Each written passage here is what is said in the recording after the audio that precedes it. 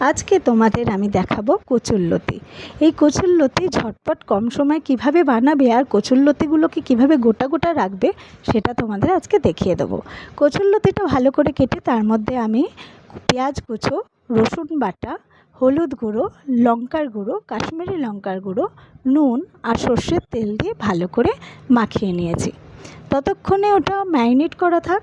এদিকে আমি গ্যাসে কড়া চাপিয়ে তাতে বেশ খানিকটা সর্ষের তেল দিয়ে, তোমরা পরিমাণ মতন বুঝে সর্ষের তেলটা দেবে, দিয়ে ভালো করে চারিদিকে কড়ার ধারে লাগিয়ে নিলাম।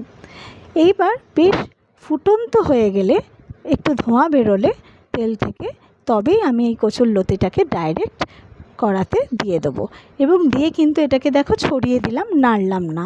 এবার আমি এটাকে চাপা দিয়ে দেবো।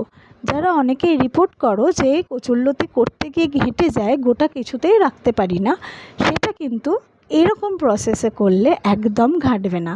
দেখো কচুরলতি আমার অলরেডি কতটা একটু নরম নরম হয়ে গেছে। তোমরা চাইলে কিন্তু এতে আরেকটু পরিমাণে তেল দিতে পারো, আর যারা মিষ্টি খেতে ভালোবাসো তারা এটাতে কিন্তু অল্প পরিমাণে একটু চিনিও দিতে পারো। তো নুন আর চিনি দিয়ে এবার এটাকে ভালো করে ভাজা ভাজা করে আমি বেশ খানিকক্ষণ ধরে নেড়ে নামিয়ে নেবো। যারা একটু বেশি ভাজা খাবে তারা বেশিক্ষণ ভাজবে, যারা একটু নরম নরম খেতে ভালোবাসো তারা তাড়াতাড়ি নামাবে। এই দেখো আমাদের কচুরলতি একদম রেডি গরম ভাতে খাওয়ার জন্য।